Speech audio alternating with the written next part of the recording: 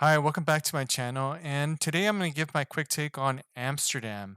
But before I do that, let me give you the quick synopsis. And this comes from AMC. Amsterdam, an original epic, crime epic about three close friends who find themselves at the center of one of the most shocking secret plots in American history. A fascinating and richly intricate tale that brilliantly weaves historical fact with fiction for a timely cinematic experience. And then it goes on to say who's in it and the producers. So I didn't enjoy the film. I didn't.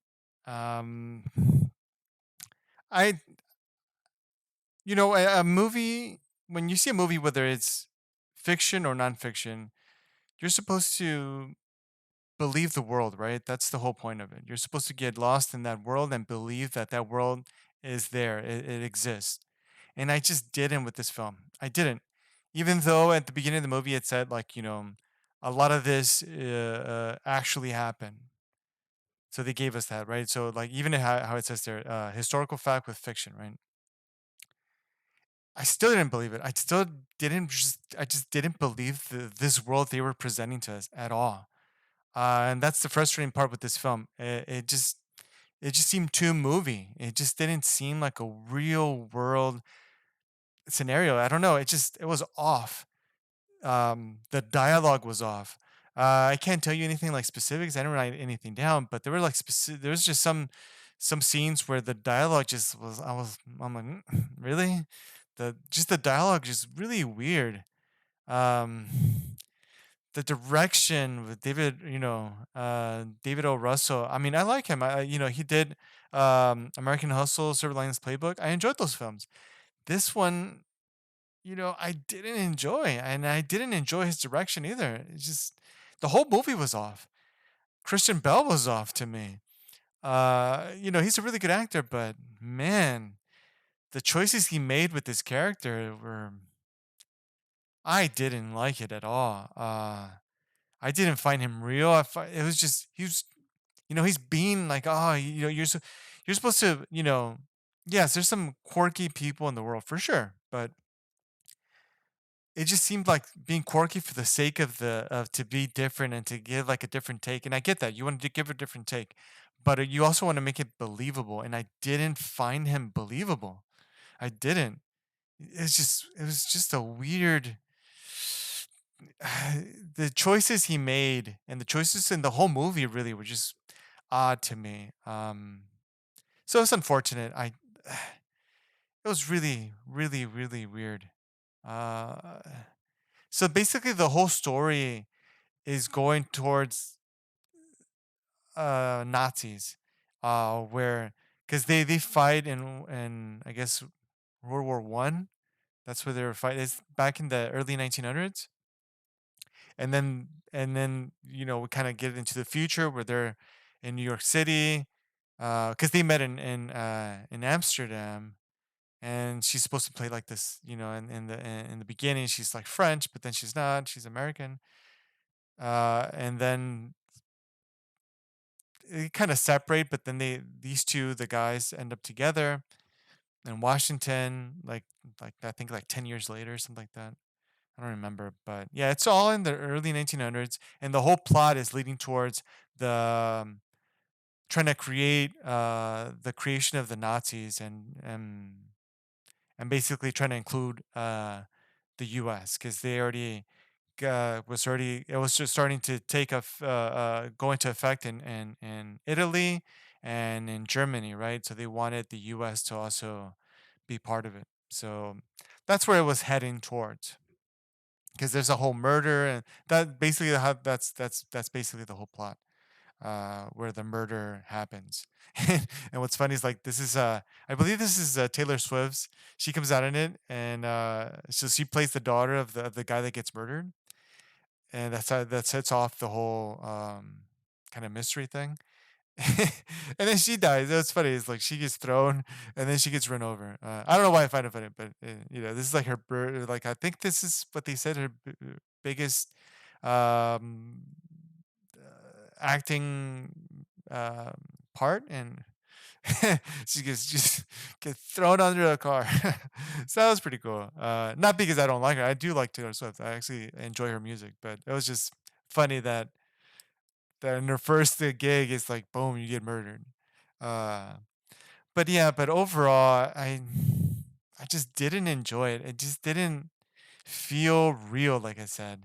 And then this is a minor pick, super minor pick. It's not gonna affect the movie whatsoever.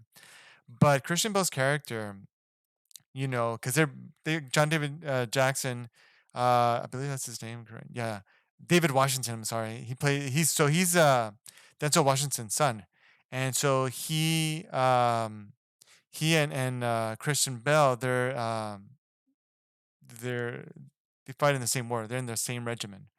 So Christian Bale is the doctor, and so they both get injured. Uh, Washington's character, he gets like part of his face comes off a little bit, like a like shrapnel or something. So and then with Christian Bale, he loses his, I believe, his right eye. So he needs a glass eye. So he wears a glass eye in the movie, but they didn't really portray it correctly. And the reason I say that is because just from my own experience, I have a prosthetic eye. I wear one, and there's some scenes where they do sort of show like the glass eye. Well, the glass eye comes out, but as far as the movement, there's a certain scene where they did show it where it was kind of so basically a glass eye, or in my case a prosthetic eye, it won't have the same range of motion as the good eye. It just won't. So for instance, like I'm gonna do it. So my prosthetic eye is my left eye, right? So my good one is the right one. And so if I move my eye, the left one will move a little bit, but it won't have the same range of motion. So you can see, you'll be able to notice like there's something off, right? So for instance, I'm gonna look to the side, and then you'll be able to see it. So you see what I mean? There's a little bit of motion, right? But not the complete range of motion. And in this movie, for most of the movie, there's like I said, there were some scenes they did give like the limited range of motion. For the most part, though, they didn't. It was just his eye, and I guess like I said, it's a minor pick, but for someone like me that has that, right, I just kept noticing it, and I'm sure other people that have the same issue are noticing it as well. But like I said, it had no effect in the movie whether it was good or bad. But yeah, it's just something I wanted to point out, that I just kept noticing for myself. But overall, like I said, I didn't enjoy it. I didn't. Unfortunately, because like I said, I like David O. Russell, and I like everyone here. I like the whole cast. Everyone, I enjoy the whole cast, but it just didn't come together. It just didn't seem, like I said, it didn't seem real. And you want to be, as the audience member, you want to be thrown, or you want to believe that this world actually exists, right? That's the whole point. You want to forget. You just want to be lost in it, and I just wasn't. I just was just frustrated. Like, man, this is just, I'm not believing it at all. So yeah, it's just everything combined with the dialogue, the direction, the whole the plot was okay. Sure, they threw some historical, some facts, I guess, but still, it just didn't seem. Like I said, I'm throw the word real. It just didn't. I just didn't get lost in it, and yeah, so that's what made it suffer for me, and I just didn't enjoy it. So that's my take on it. Let me know what you think. Let me know if you enjoyed it or not. If you did, why, and if you didn't, why you didn't. And yeah, well, thank you for watching. Feel free to give it a like. And if you like my other content, I would appreciate if you would subscribe. That would really help the channel, really help me grow. And thank you for watching, and I'll see you in the next one.